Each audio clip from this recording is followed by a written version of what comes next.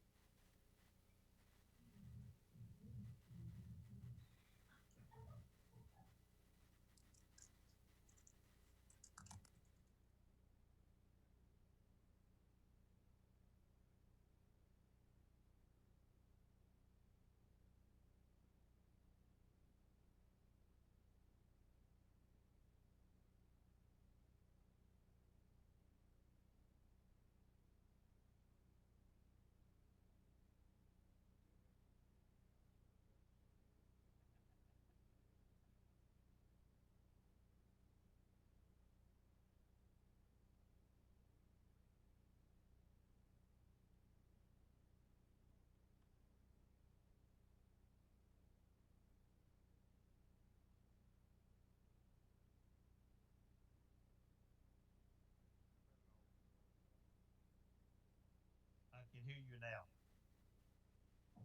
Over and out.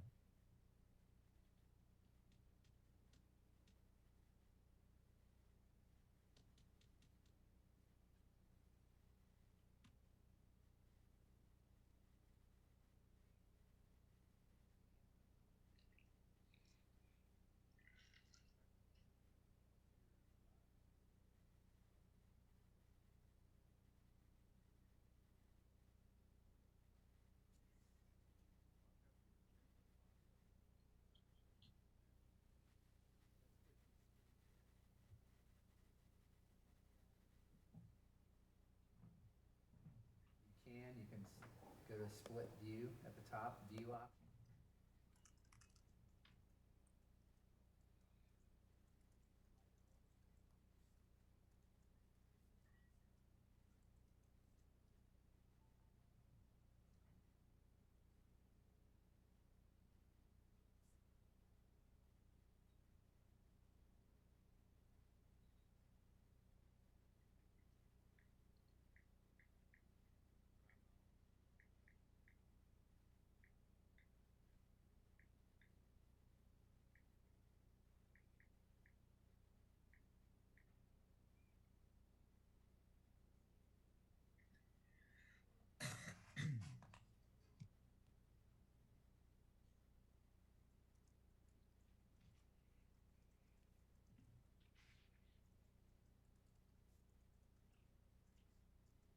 Are we,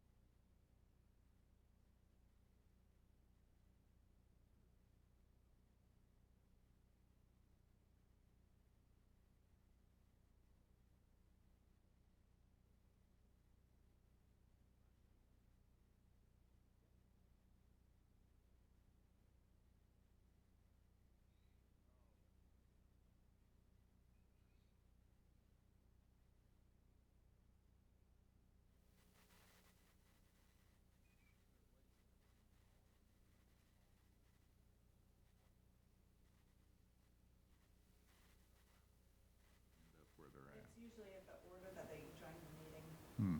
they get to be first.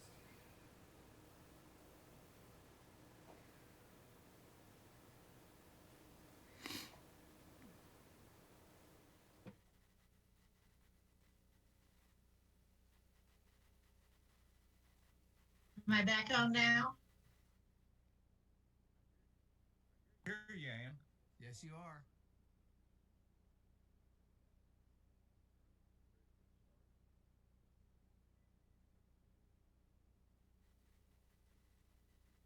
Robert, run the intro.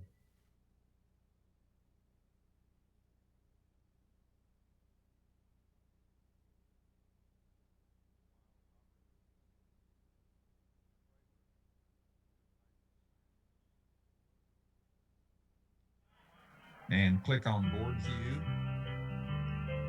Remember that space bar unmutes your microphone.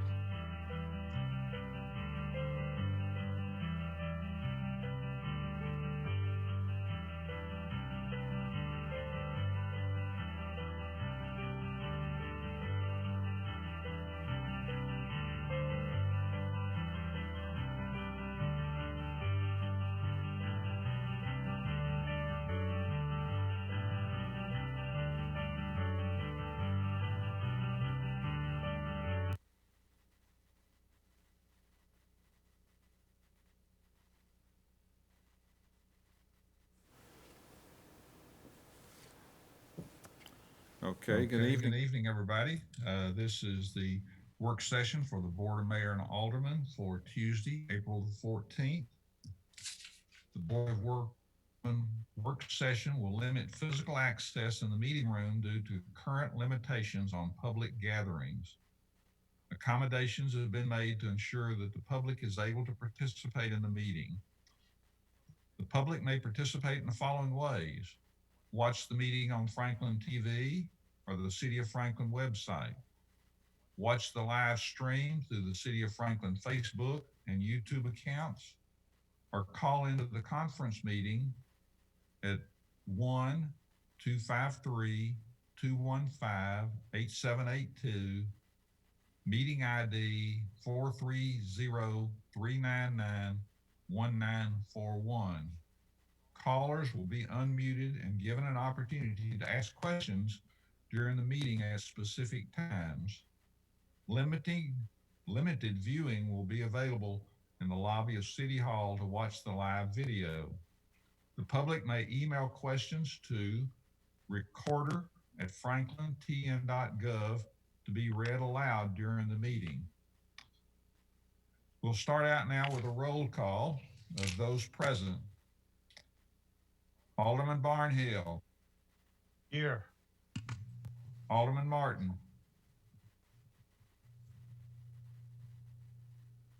Alderman Martin. Here. Alderman Bransford.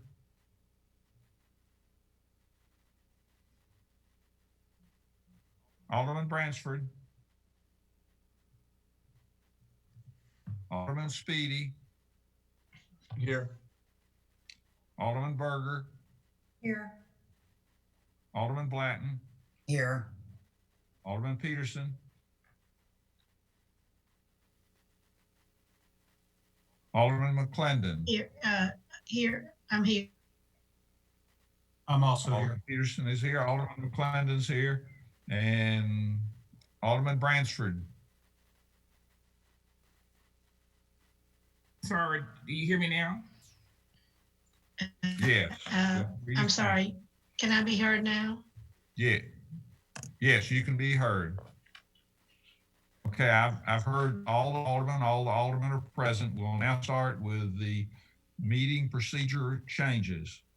Consideration of resolution 2020-34, a resolution declaring that the Board of Mayor and Alderman members shall meet on April the 14th, 2020 for work session and conduct its essential business by electronic means rather than being required to gather a quorum of the members physically present in the same location because it is necessary to protect the health, safety, and welfare of Tennesseans in light of the COVID-19 outbreak. I would ask for a motion and a second, and then I'll do a roll call. Move for approval. Second. Motion by Alderman Berger, seconded by Alderman Barnhill. Is there any discussion? Seeing none, here's the roll call vote. Alderman Barnhill. Yes. Alderman Martin. Yes. Alderman Bransford. Yes. Alderman Speedy. Yes. Yes. Alderman Speedy. She said yes. Alderman Berger. Yes. Alderman Blanton. Yes. Alderman Peterson.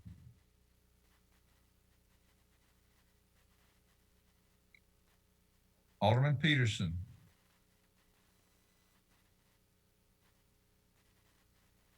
Alderman McClendon. Yes. We've seen we've lost connectivity with Alderman Peterson. The motion passes 7-1 unavailable. We'll move on now to citizen comments. Citizen comments on items not on the agenda at this time. Mayor, can you hear me now? Yes, we can hear you, Alderman Peterson. Did you want to vote firstly on the consideration resolution 2020-34? Sure. Yes, Thank you. Passes yes, I vote yes. 8-0. Are there any citizen comments?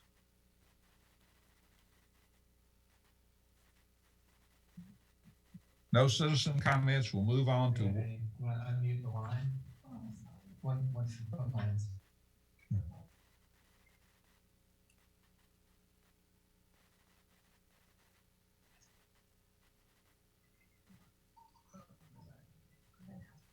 Ask for phone comments. are there any citizen comments on the telephone or any that have been emailed in on items not on the agenda?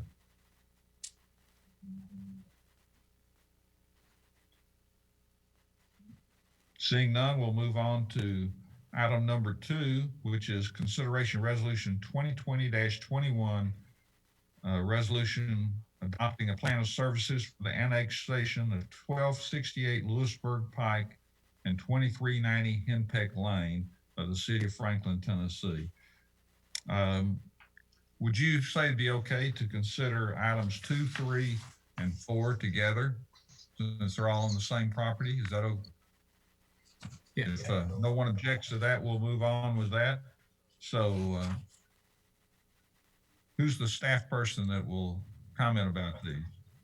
Mr. Mayor, I'll just say a couple words to kick it off. We've got planning staff on the line as well as Assistant City Administrator for Community Economic Development, Vernon Girth. As you said, items 2, 3, and 4 all relate to the annexation request for the property that was the former Henpeck Market and the school site that includes both the existing Oakview Elementary School and the future middle school, which we have extended sanitary sewer service to that site to serve both the existing and the future school, which is under construction now. So the key thing I want to draw your attention to, and some questions had come up when this item was originally brought forward, related to the fact that this is a non-contiguous piece of property. It is very near the city, but it is not directly contiguous. And staff has provided some questions that help maybe guide that discussion and differentiate this property, which is very close to the city and lots of elements of our infrastructure and service components are in place compared to other non-contiguous annexation that might be much more difficult to reach and to serve. So that'll be a part of the discussion that staff walks through on this item as well, to both help you with this specific item, but also maybe help with the broader policy framework as we consider annexations. And as we all know, some of that framework has changed in the last few years based on changes at the state level in terms of the legal framework there. So hand it over to, we've got Vernon, we've got Emily and Amy all from planning staff as well. I'll let them take it from here. Okay, great. Thank you very much. Well, thank you, Mayor, for letting us consider these three as a whole, these three items. I'd first like to walk us briefly through the plan of service for the three properties. As Eric said, the property is the old Henpeck Market, which is the northwest corner of Lewisburg Pike and Henpeck Lane. And then the two properties to the west of that, which are owned by the Williamson County School System. The plan of service outlines how the city could serve these three properties. And as Eric said already, we are currently in a project that is extending the sewer line all the way to Oakview Elementary School. So there is a sewer line already going to be in place for these three properties. The water will be served by HB&TS. It's in their service area. And after a study, it's been decided that no additional manpower would be needed for either fire or police protection. So overall, the property can be served with a plan of services that makes sense. When evaluating the property for annexation, as Eric alluded to, you have a memo that was sent to you. Staff, while we don't have any formal guidelines, we did outline a series of criteria that we looked at when considering whether we should support this annexation to use the BOMA. There were three criteria that we looked at, and I'm going to go through them right now for you. The first was we looked at where the property was rated in the 2018 Growth Priority Study.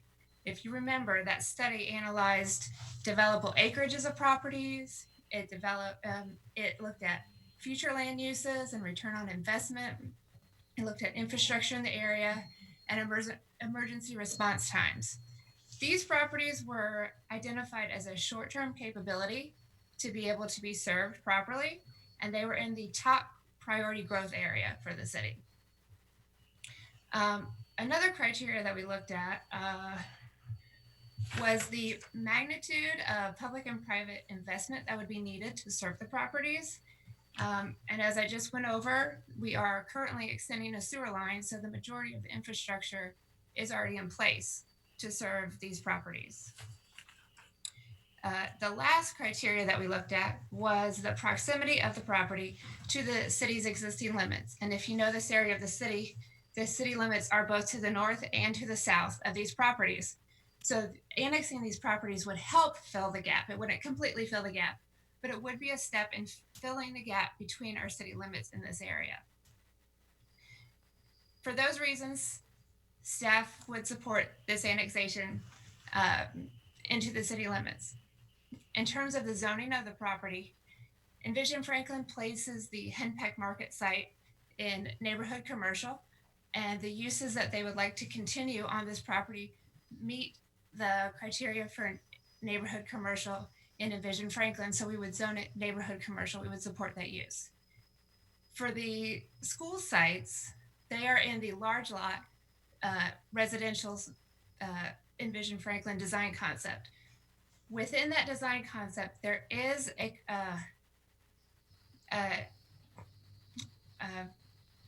caveat. Thank you. There's a caveat that allows for institutional uses to be in this area when they don't affect traffic in a negative way.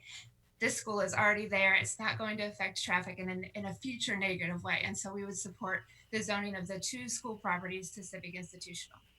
So all in all, staff would support the plan of service, the annexation, and the zoning of these 3 properties.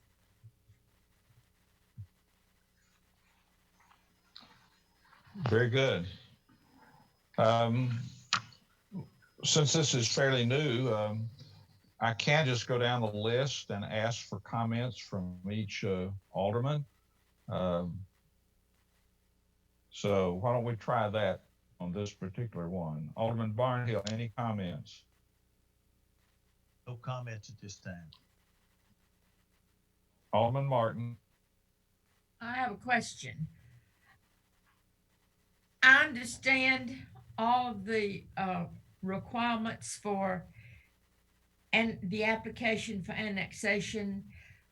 I want to know if this is annexed and rezoned or whatever it's zoned for future development, is this going to leave a donut hole between this property and the present city limits to the north or west of that, to the north?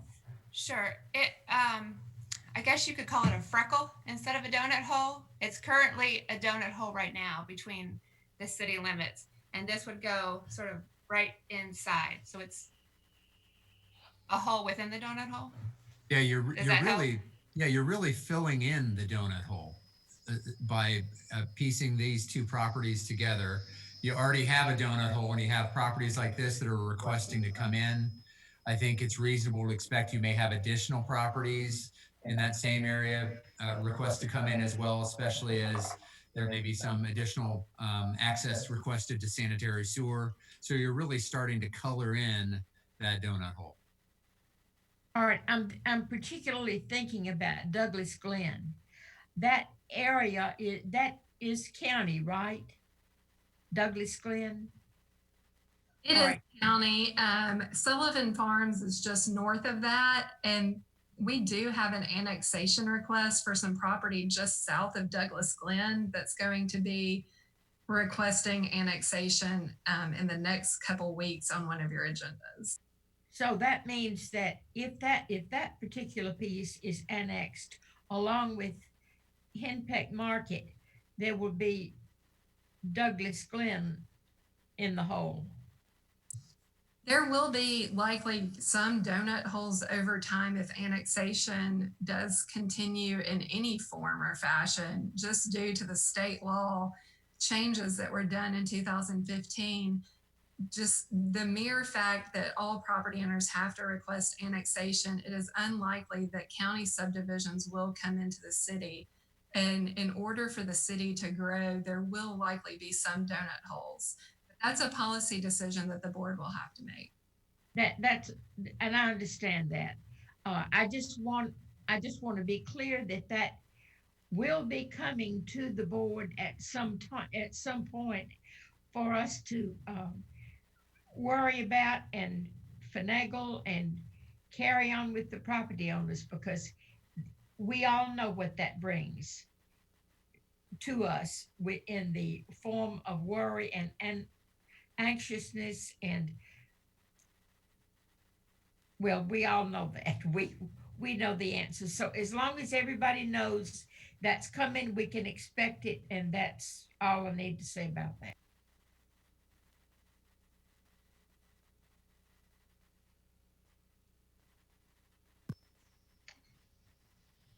Alderman Bransford, any comments? Any comments, Alderman Bransford? Alderman Speedy? Oh, No additional comments. I mean, police and fire said no additional requirements. I think it's just the legislation, the regulation we've been dealt with. We've already made the infrastructure upgrade, so I'm for it. Alderman Bransford?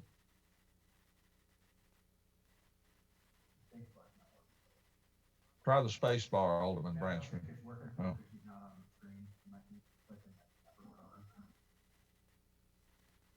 Try unmuting Alderman Bransford. We're going to Alderman Berger and then we'll come back. Okay. You had it, what did you say? No, this is not unexpected. I just want to make sure those 3 guidelines that we really gonna have to pay close attention to that because we're gonna be seeing more of this along the corridor. Thank you. Alderman Berger, No comments at this time. Alderman Blanton, No comments. I do think we probably need to prepare ourselves for the idea that we're going to have a lot of requests for annexation once this ball starts rolling, which is not a bad thing. I think given Berry Farm's location and where it is on the fray of where Sullivan Farms is, I mean, I think it's inevitable. Alderman Peterson.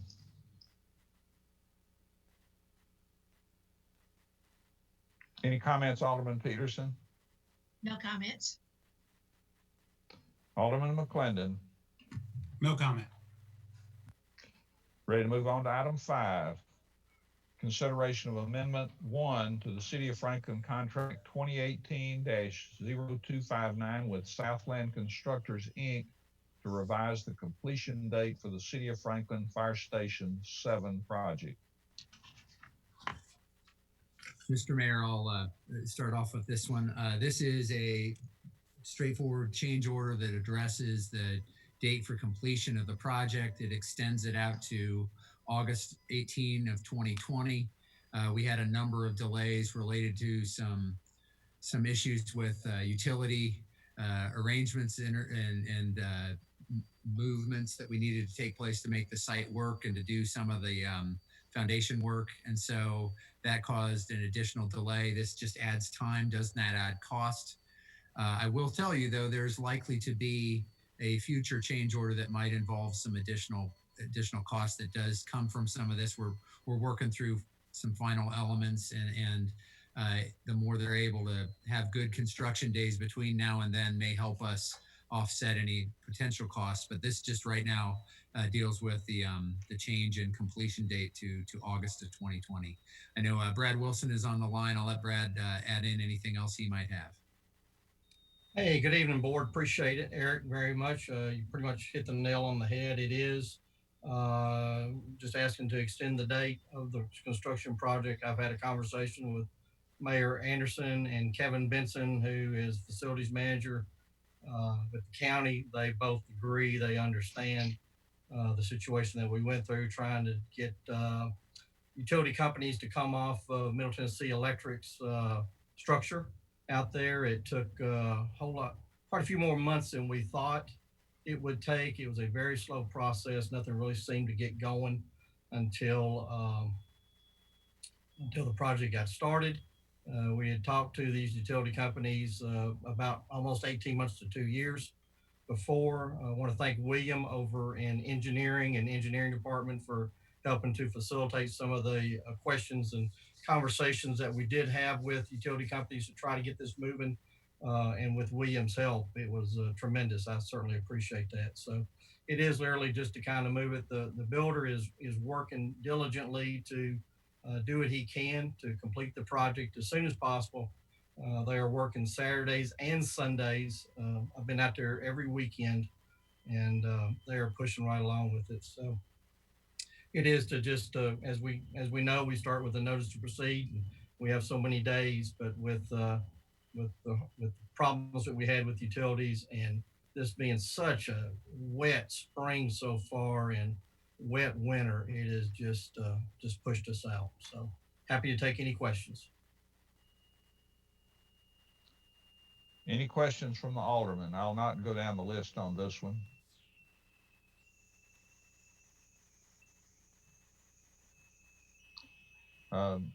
And I don't see anybody waving their hand or commenting, so we'll understand that no one wants to comment on this. We'll move on to item number 6, which is consideration of resolution 2020-26, a resolution amending the charter to allow for land lease agreements to have a term limit of up to 50 years.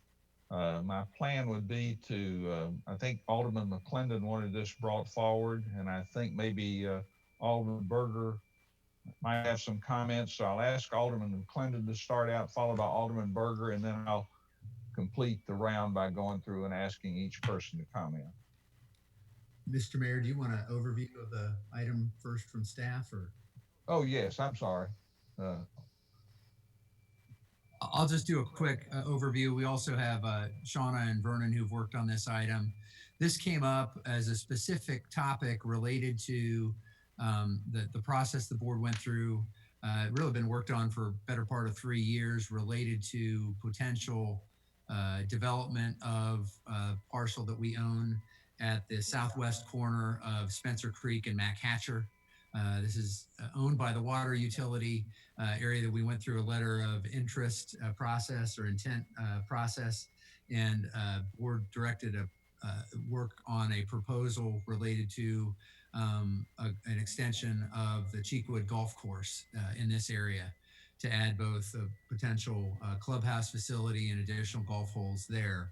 As we've worked through that over the last couple years, there'd been discussion around what that lease might look like, and the specific issue came up related to the fact that the city's charter has a limitation for any lease agreement, any agreement at all, really, that it is capped at a 30-year duration. And these specific entities that were involved in terms of investing in that project stated that they need a longer term period, and the 50-year component was brought up as an option. In order to do that, in this specific case or any other land lease case, we would need to amend the city charter. And so what this resolution would do would be to ask the state legislature to go ahead and grant permission for the city to adopt an amendment to its charter to allow land leases to go for 50 years. As we look at that and do some comparisons of other cities and what they have in place, really what we found most common was a 25-year cap on agreements. There are a couple cities that have no specific limitations in place. So this would be a little different. That's why we, from a staff standpoint, said if you're interested in doing it, let's really narrow it to a 50-year time frame. As we look at it, generally, this has not come up as a need in other situations. I think we have some hesitation on the staff standpoint in terms of making a broad adjustment to your charter that really is only come up in this one very limited circumstance. That's something for you all to think about as you consider this ask of the state legislature. Of course, they are adjourned until June, so this would need to be a matter we would bring to them at that time. So there is not as much time urgency as there had been in March when this was first discussed. So I'll leave it there. I don't know if Shauna or Vernon have anything else they'd like to add, and then we'll be glad to respond to any questions or other feedback you need from the staff standpoint from the board.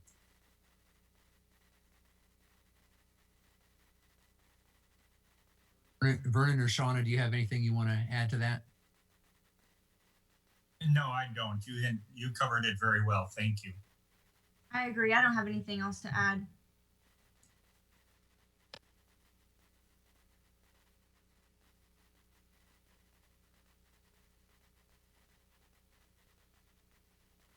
Alderman McClendon. Well, it's been, as Eric said, it really came up to my attention as a result of the two different projects that we're trying to work on. And it just seems to me that this situation could repeat from when, in the future, that we would want to be able to have some flexibility with this. I'm not necessarily advocating applying a 50-year deal to any pending or future project, but it just seemed to me like something, the flexibility we might want to have. Alderman Berger. I'll echo what Alderman McClendon said, that I do believe it would give us some flexibility because we don't know what will come up in the future either. Knew a number of cities don't have any limitation. I don't think it's, any particular reason for holding to the 30-year. And then when people do different projects on property and they have investments, it's very difficult if you don't have a little bit longer commitment. So I think, lots of people ask for 99 years leases. But I think a 50-year is a reasonable amount that would give us some leeway for different properties. We don't exactly know what we will do with the hill either, or other properties that might come into being in the future. So I would think that, the flexibility here would probably be a good idea, and give us a little bit more room there and take it from there. Thanks. Alderman Barnhill.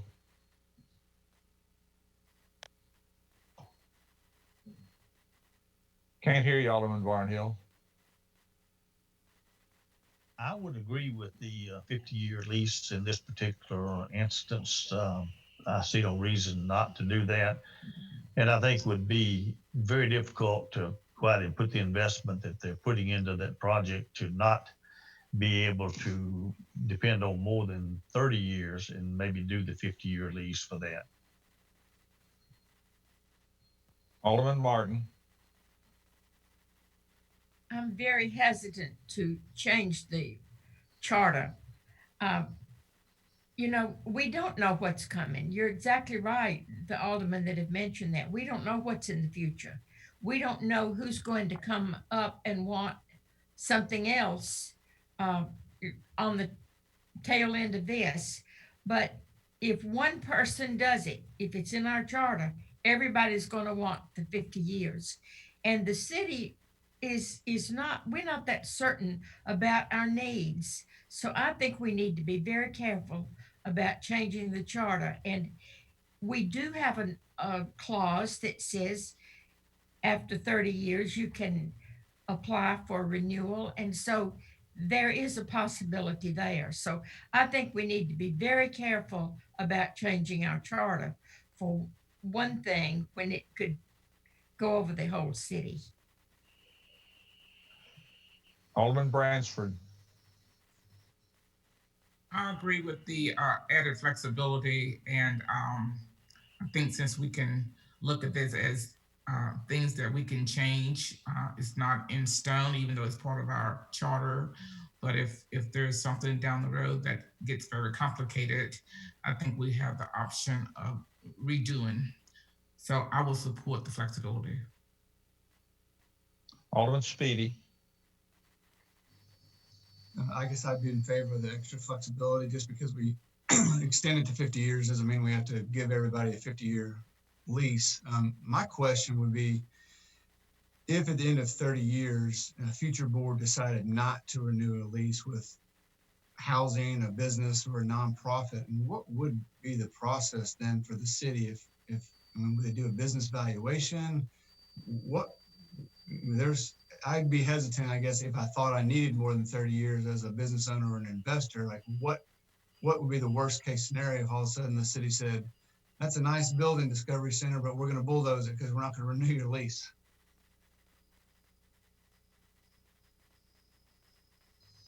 I mean, that would be something you'd have to look at. You could assume back ownership of whatever improvements have been put in place.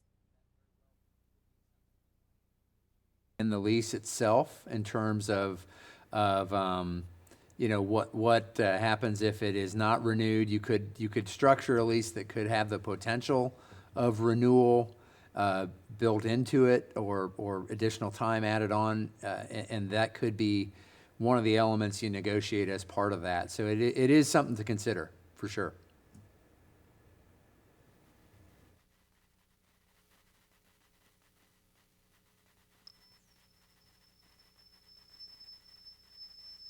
Alderman Speedy, are you finished? Yes, thanks.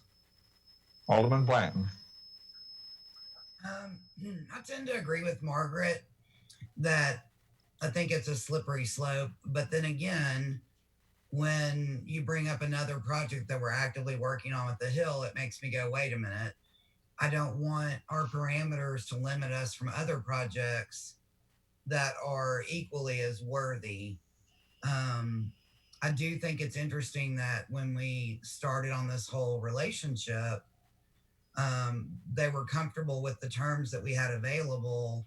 I know that things change. So I don't know. It concerns me because if we're changing the charter, that's a much bigger deal than just changing an ordinance or something to that effect. But again, it's hard for me to see one project through one lens and then want it to be different for another one. So I'm glad to have the opportunity to balance the two different opportunities.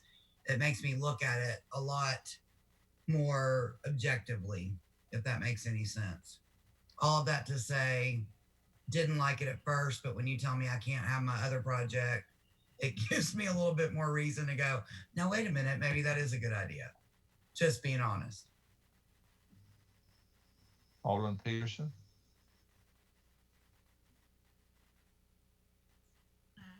I don't really have a problem with it. I'm sorry, you broke up. Okay, I said, I don't have a problem with it. Okay. Mr. Stuckey wanted to make a couple more comments, and then I'll open it back up for anybody else that wants to add anything else. Yeah, I should have mentioned two other considerations.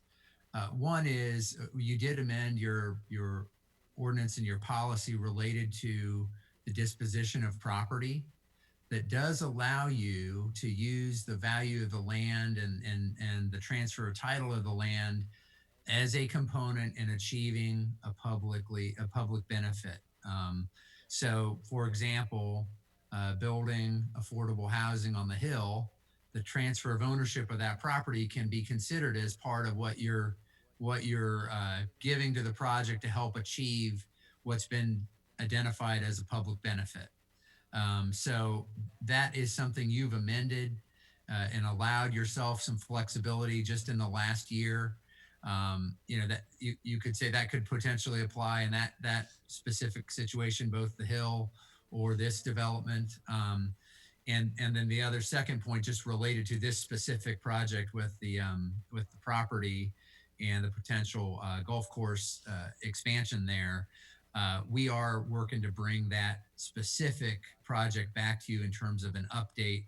There have been some modifications to that plan from what you saw a couple years ago that we want to update you on. That won't happen tonight, but at one of the next couple meetings, we plan to bring that forward so that you can get more of an update on the specifics of that project. And it sounds like you're not getting into the elements of that project, which is probably helpful for what we're talking about tonight.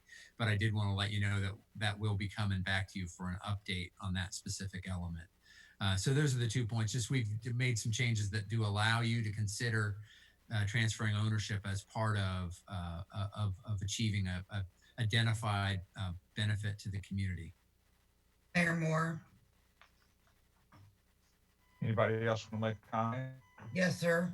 I don't know how to raise my hand. There's an icon that says raise my hand. Did that work? Somebody sees it. Okay. Go ahead, Alderman Blanton. I guess my question is to Eric in return. Wally, back to you.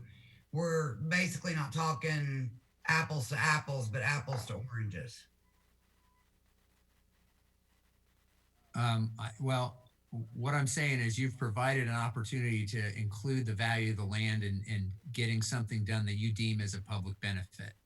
Now, it would need to be part of, and as we're working on the Hill, we're moving through a proposal process. And so the ability to acquire the land will be built into the proposals that you get. If you end up wanting to do that with the golf course, you'd need to, in this property, you'd probably need to revisit that process because that was not on the table Right. a couple years ago when you did that. So that's, that option could apply to that specific project. It definitely applies as an option for you as you look at the Hill. We're at a different place in that process, and we're able to integrate that in that process since the board has already made that change kind of while that was all going on. So I don't know if that answers your question or not, but I think that is a distinction. Okay. Mayor, Any other comments? Mayor, Alderman Barnhill. let me make sure that I understand. The only thing this is doing is giving us greater flexibility in our land use agreements. It doesn't guarantee any future project has to necessarily be approved for a 50-year lease, correct? So the only thing we're doing right now is just granting greater flexibility. I mean, we brought up the Hill, we brought up this, we brought up something else. And I don't see that this hurts anything by adding greater flexibility in our land and our land lease agreement and going and changing the charter on that. Guarantees no future project necessarily has to be granted a 50-year lease. Yeah, that's correct. This is just asking the state legislature to allow you to amend your charter for land leases for up to 50 years. I have a question. Any other comments? Yes. Alderman Martin. Alderman Barnhill mentioned that it doesn't require us to give someone a 50-year lease, but on what grounds could we not grant that as long as we have it in the charter?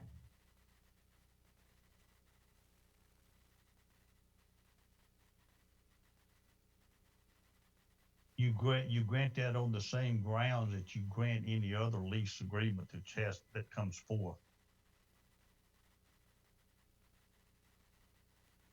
Well, that doesn't really answer my question, because if somebody comes in and wants 50 years, I mean, why could you not give it to them? If you got it in your charter, you can give it for 30. I mean, that we could give it for 50. You know, even if we thought maybe at the end of 30 years we'd need it, or maybe we wouldn't even know that at the time. I'm just putting that in because I really am concerned about changing the charter. Alderman McClendon. The fact that we have a 30-year limit in the current charter is no reason that we have to give 30 years to anyone anyway either. It's just a business decision on a case-by-case basis. We would neither be compelled to give 30, nor would we be in a position to demand at least 30 if someone only wanted a, say, a 5-year deal. So but there's no, it's flexibility, not something that we would be compelled to do.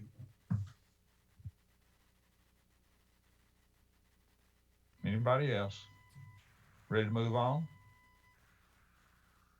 Okay, we'll go to item number 7, which is City of Franklin Contract 2018-0176, Amendment number 1 to the Road Impact Fee Offset Agreement with Middle Tennessee Health Realty LLC in regards to the traffic signal at Carruthers Parkway and Physicians Way. Who's going to speak to that? This is a very, I think, a minor change to an existing road impact fee agreement. I think we've got both Paul and Jimmy on the line. I'll let one of them address this item. This is a simple name change to the existing contract. They changed their entity name and dissolved the old entity. And so they want to transfer the impact fees over to the new entity so that we can reimburse them as part of the agreement. So just an administrative change, no change in value. Happy to answer any questions.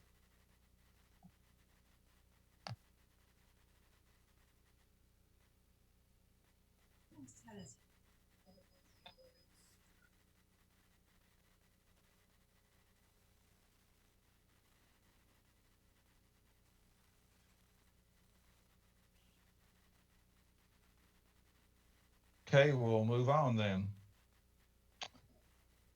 Next, we'll consider items 8 and 9 together, which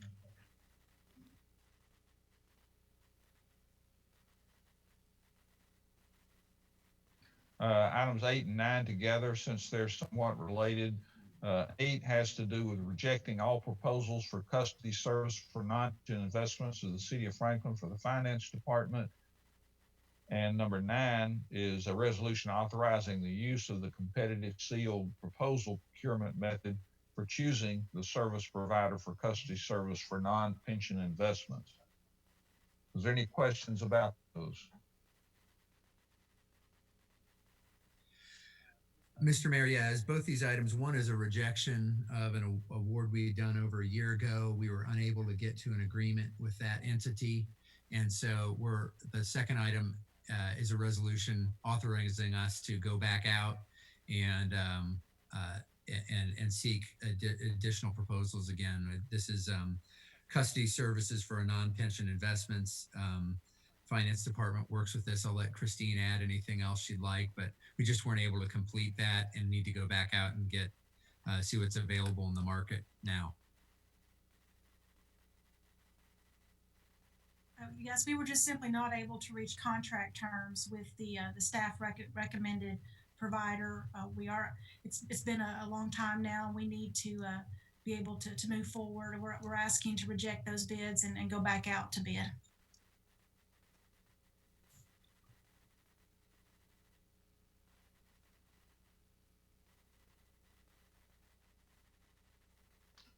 Any comments from the alderman?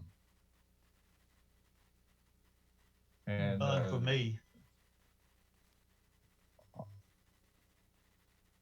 Alderman McClendon reminded us to see if there's any public comments, and Angie is monitoring that for us, and she's going to let me know if there is.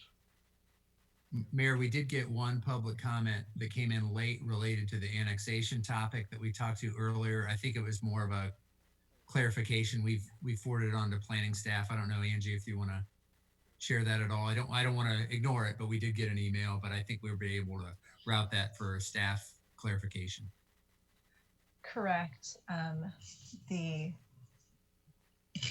The question was about whether or not the two schools become part of the Franklin Special Schools, and where does the property connect to the City of Franklin Berry Farms? Doesn't touch, nor does Sullivan Farms. Planning is working on getting an answer to that question right now. Well, we can answer the school question, certainly. Sure. It is not part of Franklin Special School District. It is part of the Williamson County Schools. We have a number of Williamson County schools in Franklin proper. The lines of the school districts don't match the jurisdictional lines of the city, and these would, both in the Oakview Elementary's case and the new middle school case, continue to be Williamson County school properties. Amy just sent a response to the gentleman that inquired with those questions.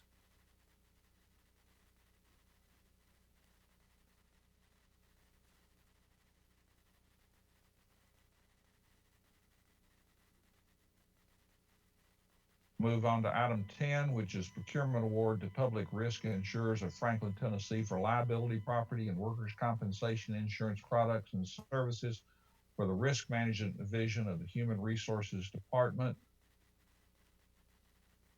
So I'll have Kevin take this through in more detail, but this is essentially our insurance broker services. We periodically go out for these services and solicited proposals on this recently. Both are existing and had another entity put in for this, and I'll let Kevin talk through that process for us. Thank you, Mayor. Thank you, Eric. Yes, you're correct. That's what this is about. It's a procurement award for a broker. We put this out in January. We actually requested 8 different entities that we thought would want to bid on this to give us a proposal. We ended up getting two proposals. One is from Arthur J. Gallagher. The other one was from Public Risk Insurers. And what they had to bring to us were different lines of insurance, meaning this is for our liability, property, and workers' comp insurance. Realizing that with in terms of workers' comp, this body already gave us the authority to go to a self-insurance model. We want a broker to bring us a third-party administrator that can help us administer the self-insured workers' comp model. So what we came down to it, we had two excellent entities, one of which Phil checked all the boxes, and it happens to be the same entity that is our current broker. That's Public Risk Insurers, and so that's what we're coming about here today, is to go with the Public Risk Insurers as our broker for these lines of insurance. Comments or questions?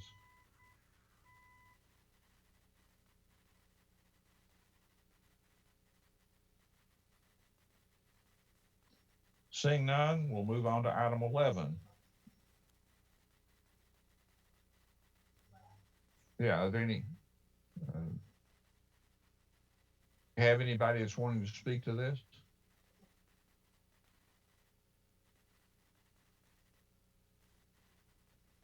Hold on just a minute while we're seeing if there's some public comment. None for me. And none from the public. So we'll move on to item 11. Consideration ordinance 2019-54, an ordinance granting a franchise to Piedmont Natural Gas Company, LLC. Yeah, this is a expiring natural gas franchise. It's a small area of Franklin that's covered by Piedmont Natural Gas. Vernon Girth worked with them in updating this franchise. It is a 20-year term. There's a 10-year review, 10 years into that agreement. And they did modify the franchise fee from a 3% fee to a 5% fee. Vernon, anything else you want to add to this one? No, that's it. They do serve a very small footprint on the northern part of our city, and they did increase the percentage 2% from 3 to 5. Thank you. Buy more gas. Any public comments? Any comments from the alderman? Seeing none, we'll move on to item number 12, which is ordinance 2020-07, an ordinance to amend Title 18, Chapter 2 of the Franklin Municipal Code for the purpose of providing for winter pricing for sanitary sewer. Yes, Mr. Mayor, the board had looked at this several times over the last couple of years and seemed like we had a general consensus about moving towards a winter averaging model. With a potential layer added on top of that to get it different or increased usage of water in the summer months that might be require treatment in the sanitary sewer system. And so staff has built a model around that with that guidance and added some specifics. We have looked at what some other utilities have done related to winter averaging. I'll let Michelle and Mark talk you through that, and then we'll be glad to take some questions. So as you can see, apologize. As you can see, so we provided some proposed ordinance changes to Title 18 if this is approved. So Eric kind of mentioned, we talked about this a little bit earlier throughout the years. So right now, irrigation demand with the city is furnished through the potable water meter. When there's a sole meter at a residence, that meter is also used to charge for sewer. So customers who have high irrigation demands and that aren't near a reclaimed water line can actually apply for another, can pay for irrigation meter. So that's the proposed question. So you had asked us earlier, or actually it was later last year, to look at revising the structure and moving toward a potential winter pricing model for sewer charges. This model would use averaging from the winter months to apply toward the sewer bill that would be charged. So the winter months in this is actually consistent with our NPDES discharge permit for our reclamation facility. And it's actually incorrect in the memo. It's November through April. So it's 6 months out of the year. So the change would require revisions to Title 18 of the Municipal Code, which is the water sewer section. And that's included in the attachments. So under the proposed rate structure, sanitary fees during the summer months would be collected against the amount of water that would be used to the winter average plus 30%. So any water used above the winter average plus the 30% would not be assessed a sanitary sewer charge. So based on kind of that methodology, we ran some numbers based on our current utility billing. And we've a very rough approximation from the finance department was about a $231,000 decrease in sewer revenue if we were to implement this. And obviously that revenue would need to be made up in a potential cost of service study that we would be doing in the next coming years. So we're in the process. We've just finishing up a 2-year rate adjustment that the board had approved. So one of the things we'll likely look at in this budget process, as you remember, we have a 5-year rate structure that the board has adopted. As we look at that next 2-year windows, year 3 and 4 of that 5-year rate plan, this would need to be factored into that. It's probably not a huge factor in terms of changing rates, but we would factor that into the rates that are proposed for you as a part of the upcoming budget process.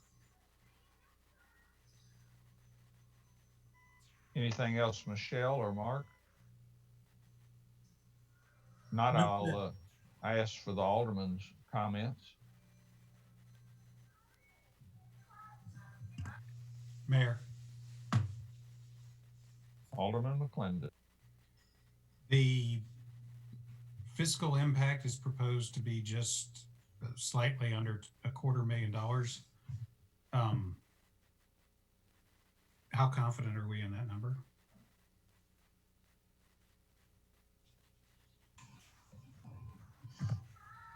So if we were to, I'll let Mark speak after this, but if we were to implement this, obviously that's a number based on historical usage. So we'd actually, that would need to be accounted for in the rate consultant. So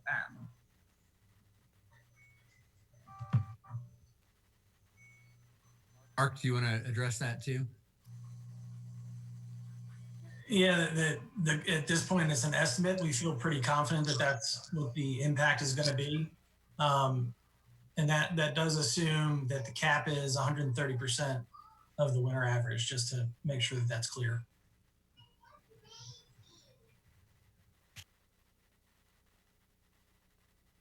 Michelle,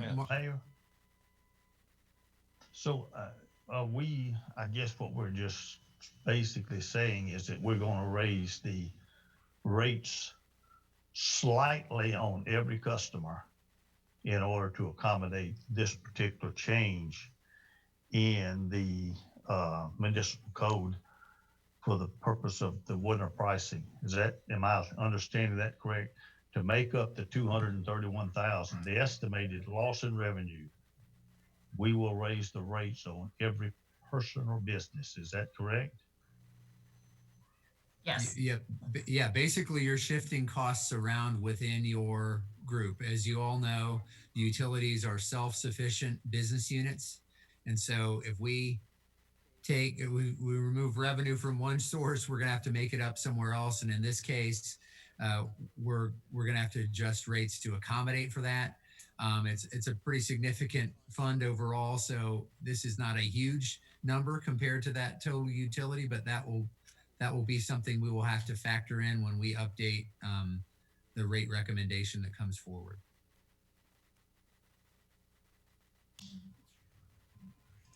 Well, if I may chime in here, when we started looking at this a couple of years ago, the argument is that if you water during the summertime, you're also paying a sewer fee consistent with that water consumption. And the idea is that we're, in a sense, subsidizing the sanitary sewer fund with water that does not get treated through our sanitary sewer system. So the idea here is to shift the, or pay for the water you use and pay for the water that's treated. And now that we're not having people pay for water that's being put onto the ground outside of their homes, that rate would need to get increased. And again, it's about $230,000 if you apply the 130% cap on the winter average. And I'm not, that was my question or comment earlier on. That's understandable. For those of us possibly who don't put the water on the ground in the summer, our water rates, those water rates will go up, maybe slightly, maybe not even noticeable, but we will, if for those who don't use this irrigation system and don't water their lawns and don't put water on the ground in the summer, their water rates will go up in order to subsidize or to even out, or however we want to put it, those who do water their lawns. I have no problem with that, as long as everyone understands that if you are not part of this water your lawn situation, your water rates are going to go up, as well as the water rates of the lawn rates also are going to go up. They're going to have a sewer adjustment made that will offset, hopefully they believe, the water rate increase that they're looking for to come out of all of this then. And again, like I said, I think this thing probably needs to be, and it will be further discussed. I especially need to know, how much are we estimating each individual, or whatever the water rates are, how much they are estimated to go up per customer in order to make up the $231,000 shortfall. And I think we've got an email, I've seen an email someplace where somebody's even complaining about the 30% add-on for the month. So we're not even done with this with 130%. If you get 130% and you're only losing $231,000, that's probably a unique situation. Mr. Mayor, if I could, I did see that email this morning too, in terms of how did we get it the 30%. Let me have Michelle or Mark address that. I think it came from benchmarking some other utilities that do a similar approach, but let me have Michelle and Mark address that. You know, we did a review of other utilities in the area and actually across the country here and there. We looked at some of the benchmark cities we've looked at. Metro Water Services does 130% cap on their winter pricing model. Murfreesboro, I believe, does 120%.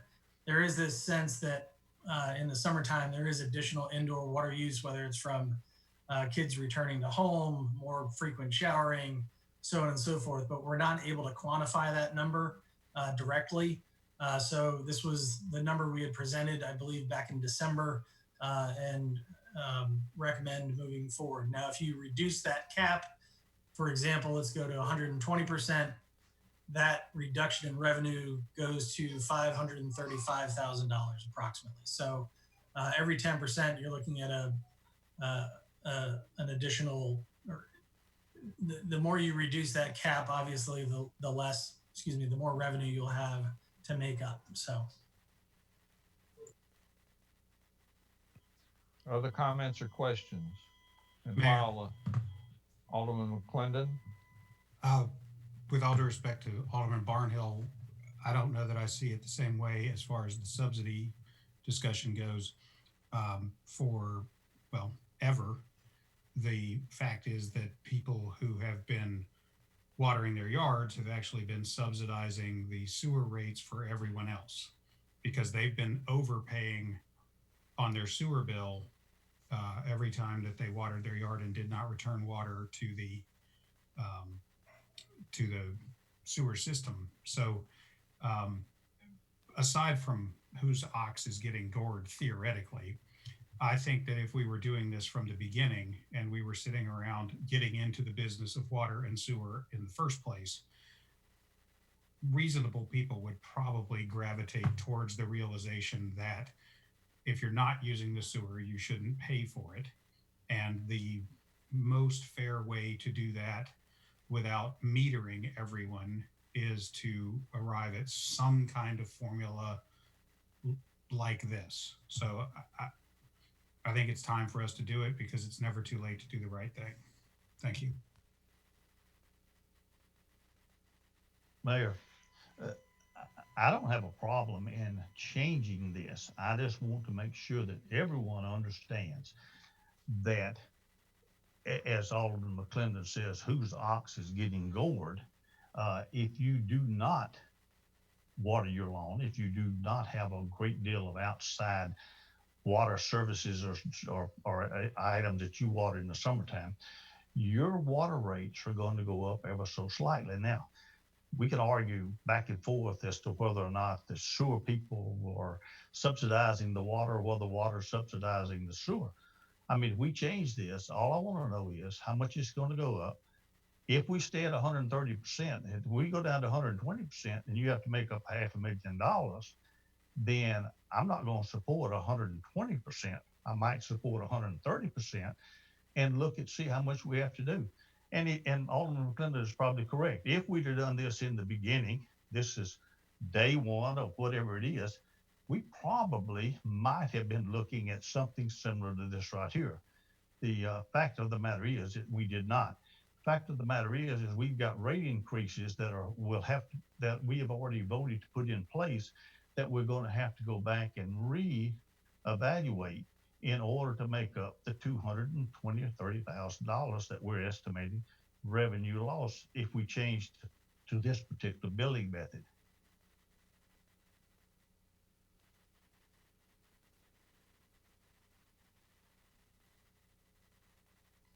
You finished, Alderman Barnhill? Correct. Do we have any public comments, Angie?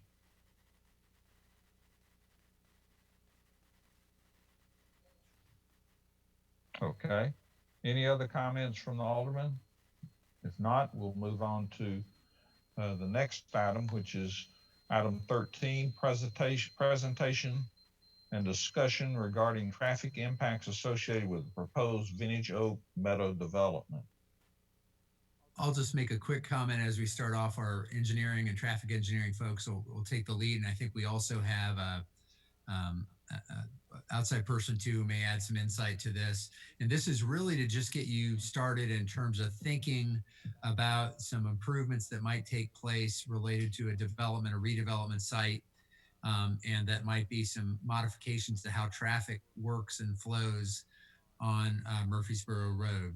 And let me have, again, this is the beginning of that discussion. So we're just going to outline the concepts to you.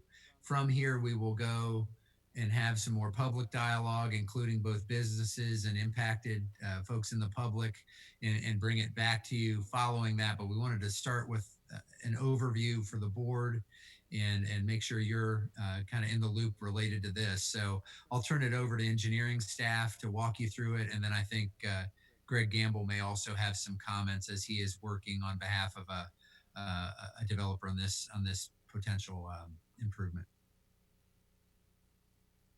All right, thank you, Eric. I'm going to try to share my screen right now, but it looks like it's been disabled. Am I able to share my screen, or Michael, do you want to run the presentation? You should be able to share now. Paul, try it now. Okay. Okay, so you should be able to see the presentation now. I'm going to start off and then turn the presentation over to Greg Gamble, who's representing the applicant. So basically, our technical street standards essentially require a certain level of service at every intersection. For signalized intersection, our minimum level of service when it intersects with an arterial road is a level service D. When it does not intersect with an arterial road, we require a level service C. We also look at the intersection turning movements and try to make sure that all turning movements maintain a level service D. If you look at the memo that we drafted, you'll notice that looking at this criteria, there's at least 4 intersections that don't meet that first threshold, meaning that the minimum level service is exceeding that D threshold in which we've established. If you look at the turning movements, there's about 7 intersections that have failed turning movements that relates to this. And let me rephrase that. Those failures are if we allow the development to proceed with no improvements as it is today. So again, if the development proceeds with no improvements, there are multiple failures along South Royal Oaks and 96. The other thing I'd add is there's not a whole lot we can do from a lane widening standpoint on these roadways. There are 2 lanes each direction, in some case 3 lanes with a lot of turn lanes already. So this has been a challenging project, and I'm going to turn it over to Greg Gamble, and I'll operate the presentation for him. And I'll let him present the solutions that he's been able to come up with their design team of what we can do. And as Eric stated before, this is their initial shot at it. And because they're not able to meet these thresholds, our first step would be to present that to the board to get your guidance on how to proceed. Ultimately, it's subject to Planning Commission and Board of Mayor and Alderman approval. The next step, once we have feedback and direction from you, would be then to reach out to residents and business owners to present this and get more feedback prior to the board having to make any decisions on this development. So Greg, I'm going to turn it over to you, and I'll operate the slideshow for you. Thank you, Paul, and thank you, Board Mayor and Alderman, for this opportunity and this platform. This is ingenious. Paul, if you wouldn't mind going up to file or view and do full screen. It might be a little bit easier to read. Yeah, full screen mode. That'd be great. Thank you so much. We really hope that today's presentation, we're bringing not just a problem, but solutions. We want to be solutions based. And our team, Brandon Baxter is our traffic engineer with Reagan Smith, has been working very closely with Greg Judy and Adam Mosier, Jimmy Wiseman, to really help us point us in the direction of solutions. And I think that that's where we're headed with this. But Paul, if you want to go to the next slide. Just to refresh you, this is the master plan in concept that we're working toward for Oak Meadow Drive. This is a mixed use development here on the south of Oak Meadow Drive, and we're pursuing a development plan for that portion of the property. Along I-65, this area is zoned Regional Commerce 6, and we are currently pursuing construction documents for the extension of and connection of Riverside Drive to Oak Meadow at this location. Okay.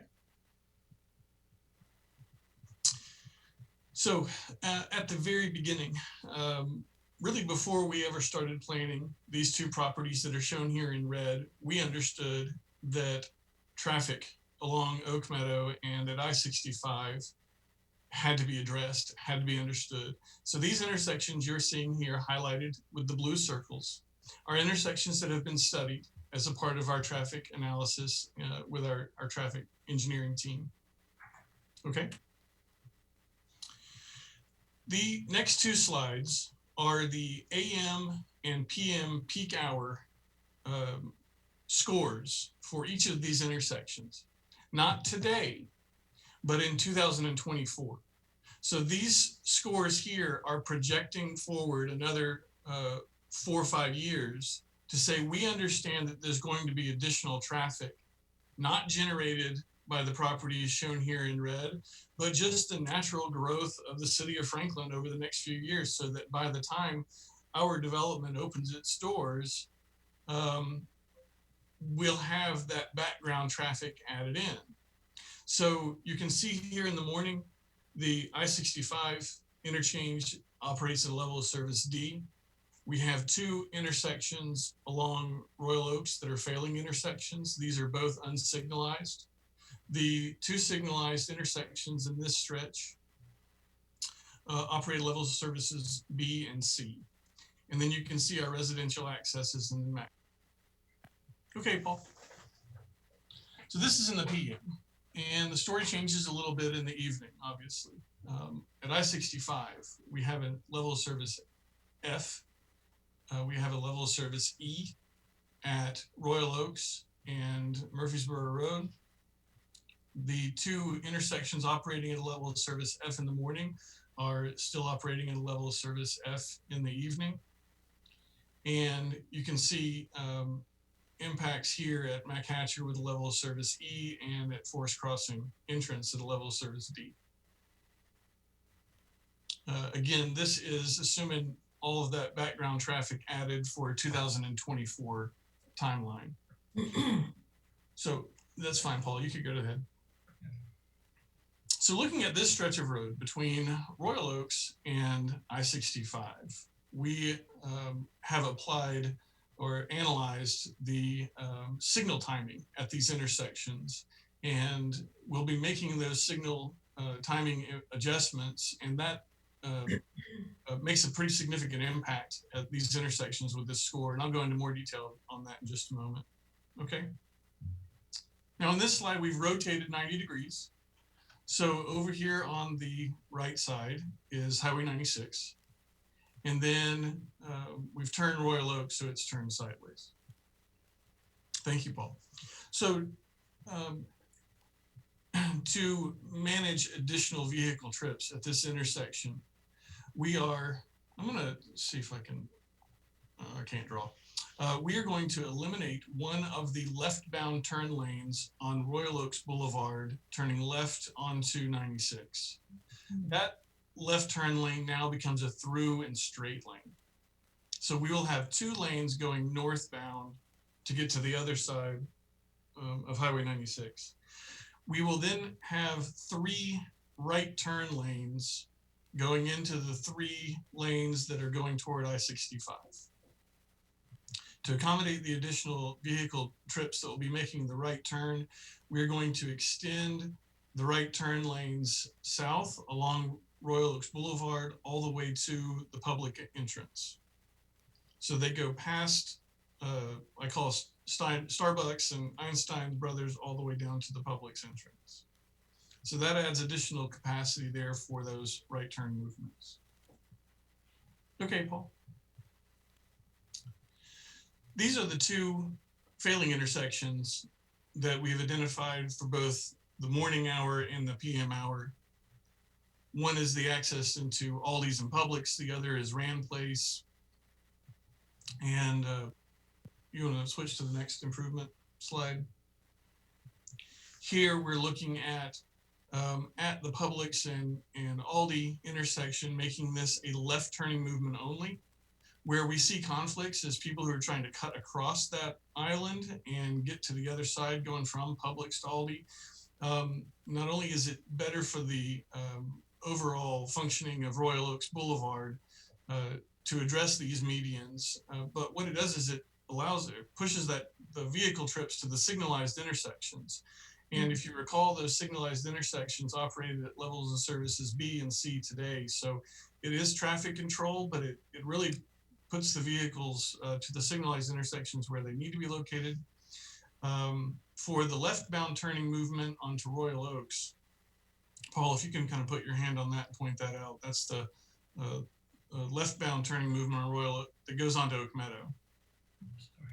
Right there, we're extending that turn lane all the way up past Rand Place. This adds additional capacity for that turn lane. In order to do that, we are closing the median cut here at Rand Place, again, preventing those vehicle trips from going across from one side of Royal Oaks to the other, putting those vehicle trips at the signalized intersection where they can be better managed and it's a safer location.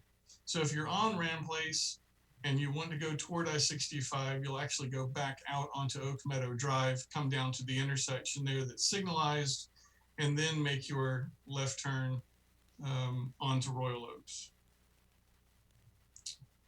Okay. Wanted to give you an example of where we had a left turn only in Franklin. And so this is right at Whole Foods, just south of McEwen. This is an example of where we have that left turn only turning movement into a commercial business driveway. So in this analysis, we are showing you, if you look at the letters here, these letters represent the new score of that intersection in 2024 with the background traffic added and the development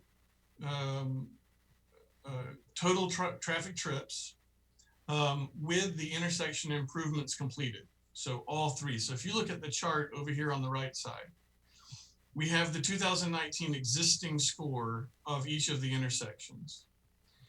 We have a column that shows 2024 score with the added background trips. So if the development that we're proposing never happens, the background trips increase the time delay at each of those intersections in 2024, whether we're there or not.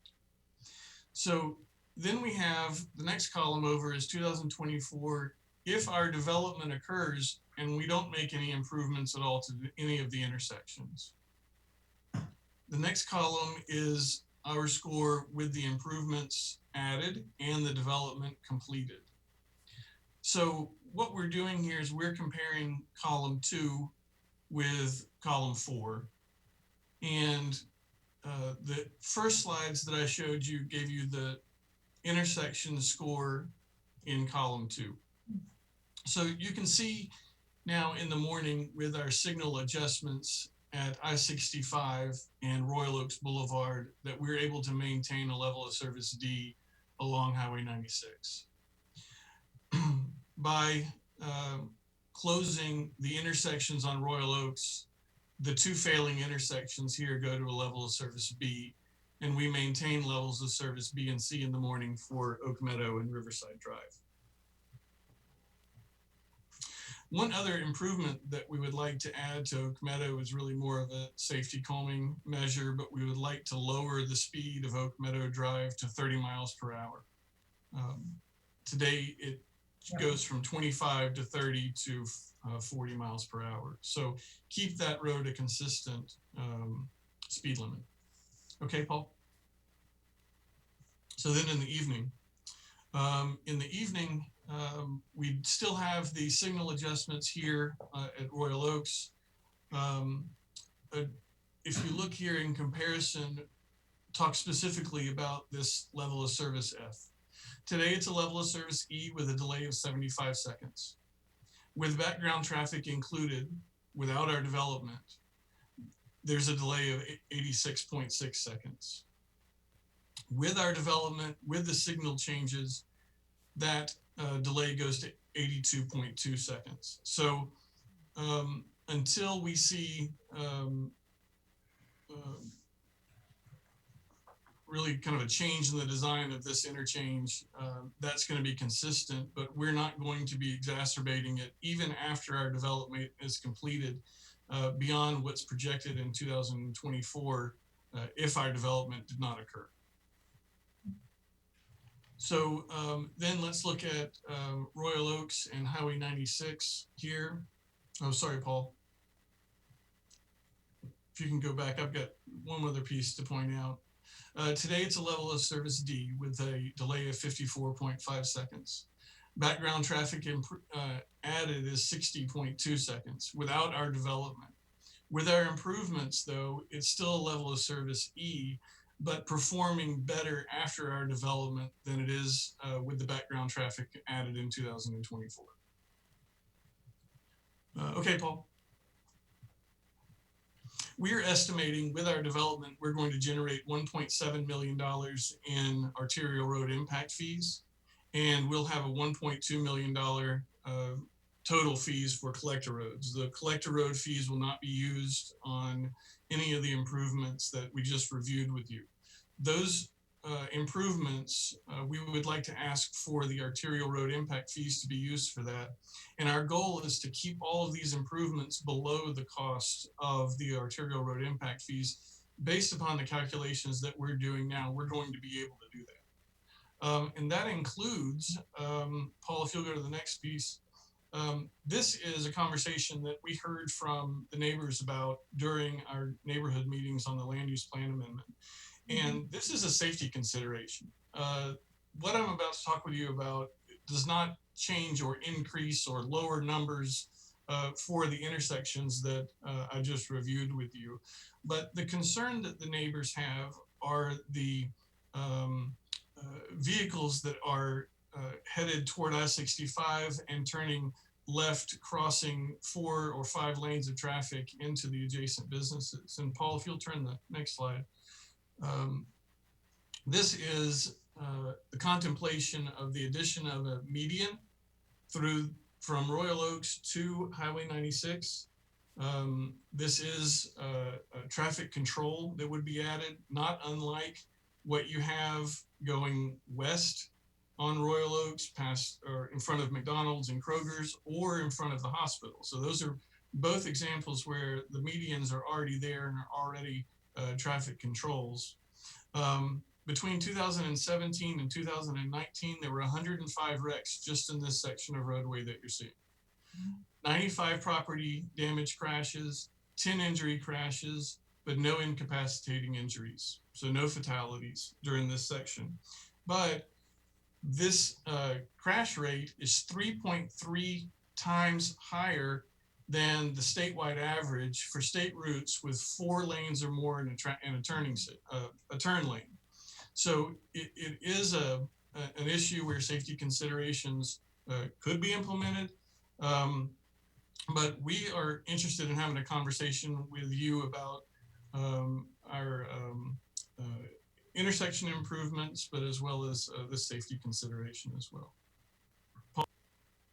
Paul, I'll turn it back over to you. Thank you, guys.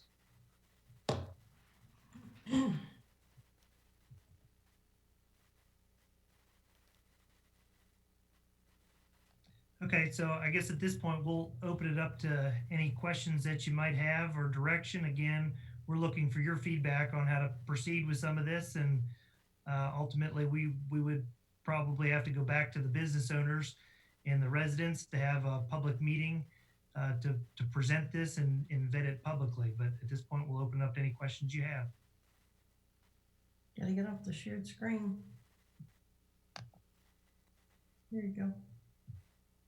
Go ahead, Alderman Berger. I was gonna say, wait, I'm trying to get off the shared screen so I can see y'all. I'm sorry. Paul, I've got and Greg, both of you, I've got a number of questions for you all. So that last slide that Greg Gamble just showed us on 96, is that a proposal that y'all want to talk about, or is that a proposal that they might do? That's the first question I've got. I've got about 3. Paul, I can address that. We have, as I mentioned, we're generating about $1.7 million in arterial road impact fees. And we want to use that money to go toward improvements. That median boulevard could be a part of that improvement list. Okay. I would highly support that. That's an extremely dangerous area. And as you pointed out, the number of accidents is pretty bad there. And I don't know why on earth anybody tries to go across that. So thank you for addressing that. The other thing is I can get back here. I'm looking at my other screen here.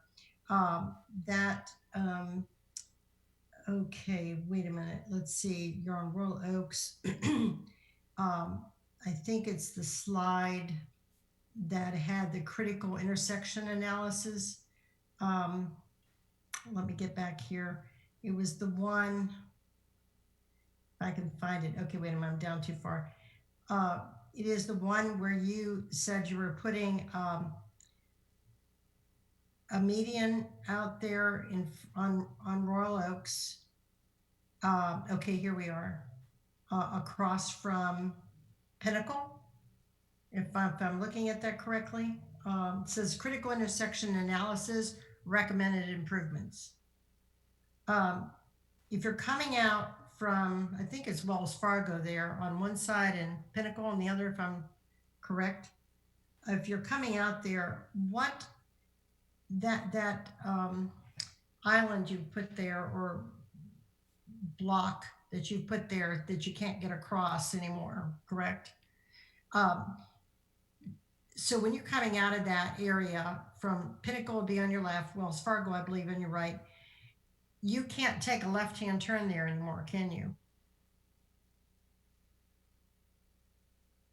Oh, wait, I can't hear you, Greg. You're muted. Unmute yourself, Greg. Okay. Sorry, I was holding my space bar down. At that particular intersection, yes, it would be a median there, and you would not be able to take a left out of that intersection any longer. So you are then taking all, well, we do have good connectivity though back here, so people could go down and go to the light. You would have access to 2 signals. Yeah. Oh, well, the one up by Starbucks, right? One up by Starbucks, and then the one at Einstein Bagels, and then the other one at Oak Meadow. Meadow. Okay, so you're trying to lead everybody out there for that, I take it. Yes. Okay, and then when you showed us that left-hand turn into Whole Foods, that example, what was that? Why were you showing us that? What did that correspond to? Okay, sure. At the entrance drive into Publix and Aldi, right now it's an open intersection. You can go from one side of Royal Oaks directly across to Aldi.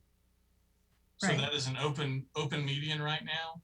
And we're proposing left turns only permitted at that intersection so that you would not be able to go from one side of Royal Oaks to the directly to the other side of Royal Oaks. Okay, so if I'm coming up, if I'm going north or south on Royal Oaks, you have a left-hand turn into either place? Yes. Okay. I'm over here all the time, and I'm just this place needs a lot of help. And I think what you've done with most of this looks pretty good. I just had those questions, and then the last question I had was when you're going north on Royal Oaks and you get to 96. You're proposing 3 right-hand turn lanes now? Yes, 3 right-hand turn lanes and longer turn lanes. Right, I know the longer turn lanes, but why 3? Do you think the traffic is going to be that much the people are going to go that direction versus then you're eliminating 1 left-hand turn lane onto 96 only down to 1 left-hand turn lane, correct? Right, and that's what our traffic analysis showed is that even today we need more of that right turn movement. Really? Because we've got 2 lanes there now and they function pretty well, but you're saying because of the new development, the added volume? And the background that's coming, yes. Adam Mosier is on here, I think. Adam, you may be interested in speaking a little bit more to that decision. We're not talking about it today. We're talking about future traffic impact. Right. Yeah, I think can y'all hear me? Yes. Yeah, I think what we have is just a scenario where it does show currently it's probably getting to level of service F. I think I have it up here somewhere. But the queue, it does have a double, and it goes from a single to a double kind of far up. And we do get some queuing all the way back to Einstein Brothers and Starbucks. I believe it was in the AM. And what we're trying to do is with those added trips with the triple rights, and Paul and I looked at it, and Paul can probably speak to it as well, but it's not ideal to do triple rights. It's never ideal to do triple lefts, but I think these are just one of our mitigation solutions by eliminating unnecessary northbound left turn. There's currently 2 northbound lefts, and then adding that third right. So the development will have some demand for southbound I-65 as well as northbound I-65 added trips. So that kind of channelizes them, puts them where they're supposed to be as far as the traffic goes, going southbound or northbound 65. Okay, so in other words, one more question. So you're going from two left-hand turn lanes, westbound on Royal Oaks down to one, and are you increasing the stacking line for that left-bound turn lane as well? Because if you're only gonna go down, if you're gonna go from 2 to 1, left-hand turn off of Royal Oaks onto 96 going west, you've got to lengthen that stacking lane. The current demand does not show that. So our current demand is only a stacking of like 3 vehicles, and we have 2 left-hand turn lanes. So even with the project, it doesn't really show that there's a need to lengthen the turn bay. Currently. Yeah. Well, I would beg to differ with you on that. I go that way a lot, and that I can see going down to 1. But if you're going to go down to 1, currently, I would agree with that, Adam, but they're building this for the future, and they're building it for the impact that they are causing. So I would, you and Greg, I would ask that you look at increasing that left-hand stacking lane. And that's the end of my comments. Thank you. I don't know how many other people want to ask comments, but does everybody feel pretty comfortable with for them to continue working on this and as we move forward? Yes, I am. Yes, I am. Maybe being this sort of joint workshop or something like that where we can all kind of give back and forth answers. Will there be an opportunity for that? A joint meeting? As we learn to do this, I think it'll be easier, yes. Scott, Alderman Speedy, did you have something? Sure, I was just gonna make some comments. This is in my ward, and Gamble Design and the developers have had multiple meetings with the neighbors. And the developers have been very open to hearing what all the residents have to say. Obviously, with the development on Oak Meadow, everyone's number one concern is traffic. And initially, the natives are restless, but I think once they see the presentation and the fact that they can use these road impact fees in this area to improve the traffic, everyone leaves these meetings feeling much better. I think that's one of their concerns is that, or desires is that all these road impact fees are actually used to improve this specific area. Greg didn't even touch on it, but a lot of times there's a lot of concerns with Royal Oaks and Matt Catcher. I think that was left off because it's more of a TDOT project and not even widened down the road. We also know that this area is kind of ripe for redevelopment. So these won't be the first, road improvements we're going to make. And then I guess, Alderman Berger, to your point on that left-hand lane, I will say I drive that every single day, and yeah, there's just not any cars turning left. And actually, if I ever turn left, I turn left at Walgreens and go up there and hang a left at Taco Bell. I never go to that 96. I think maybe that's what people are doing as well. But I just think this could be a really good development for this area of town. There's a lot of empty retail and commercial leases right now. This could be a nice economic shot in the arm and at the same time improve the traffic in this area. Mayor. Alderman Blanton. My concern is access to the retail businesses on the north side. As you exit 65, regardless of which direction you're going, you can get to those. And I may be short-sighted by saying that because you may not be able to get to the other Shoney's, Waffle House, what have you. But over the course of the last pandemic days, as I've traversed down North Royal Oaks, taking a eastbound turn to get to the what is marked on this last slide as Candlewood Suites. In essence, I'm going to what was the old Holiday Inn to deliver food for the homeless. Luckily, the traffic coming off the interstate is so that I can turn left into that entrance between the Candlewood Suites and the AT&T. But moving forward, I would have to go all the way down across 65, find a place to turn around to come back. If there's a median, if what I'm looking at is correct, I'm on the last slide that's labeled Highway 96 between Royal Oaks Boulevard and I-65 proposed. We're not giving any opportunity to those 4 KFC, Hardee's, Wendy's, AT&T, there's a Smoothie King there, for people to be able to visit them coming eastbound unless they go across 65 and turn around and come back.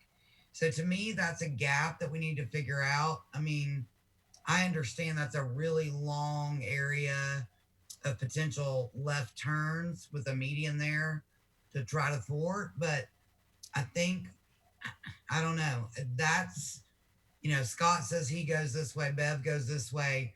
I've been going eastbound towards the interstate exchange, trying to turn left, and have been able to do that recently because of the lack of traffic. But on any given day of peak traffic, a left turn into Wendy's, Hardee's, or KFC is going to be nearly impossible.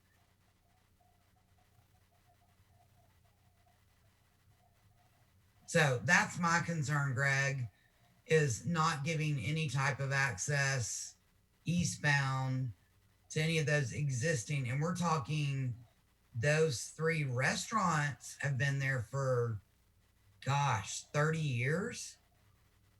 That's hard. That means that they're looking at their business being predominantly transient. And that worries me. End of my diatribe. Mayor, I think what we're looking at is continuing to look at this and define what our issues are and define what some of our concerns are. I don't have a problem with going forward with this and just looking at what we've got. I think some of the issues that are brought up concerning some of the businesses and so forth.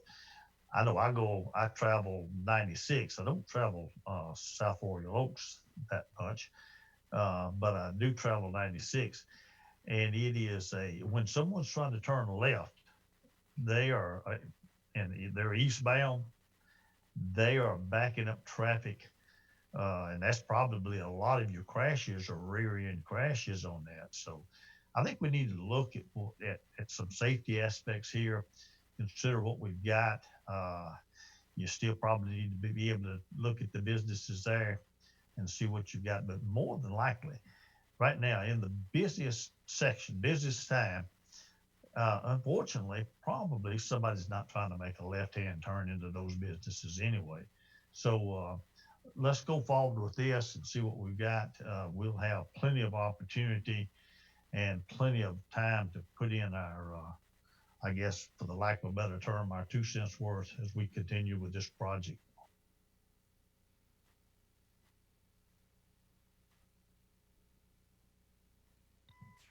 Mr. Mayor?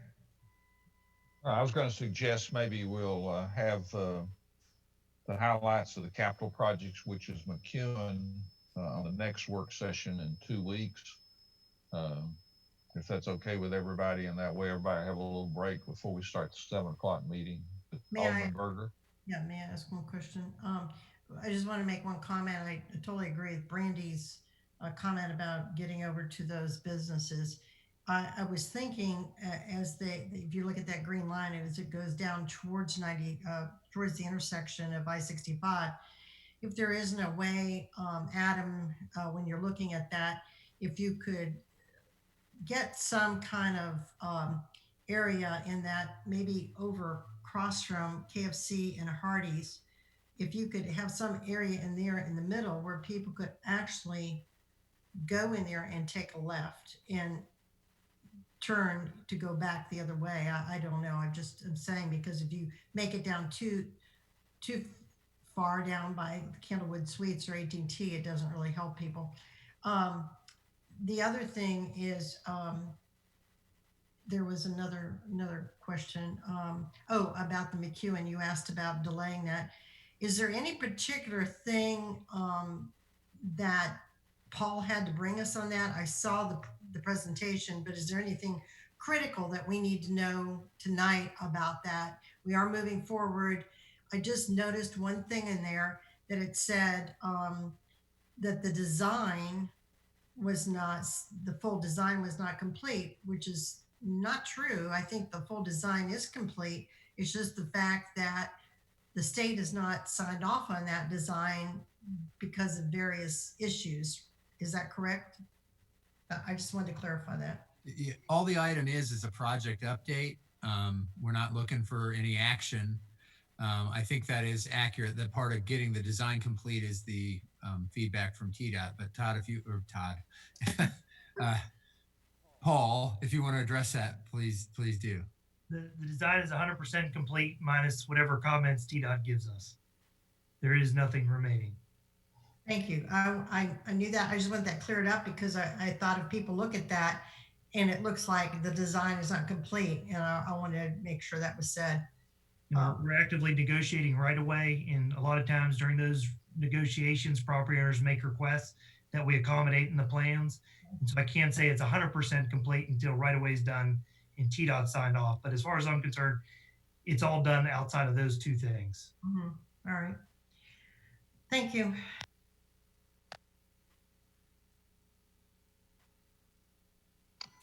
Well, I think we'll, unless there's some other comment on this, we'll take a break now and then come back at 7 o'clock for 7 o'clock meeting. That's okay with everybody.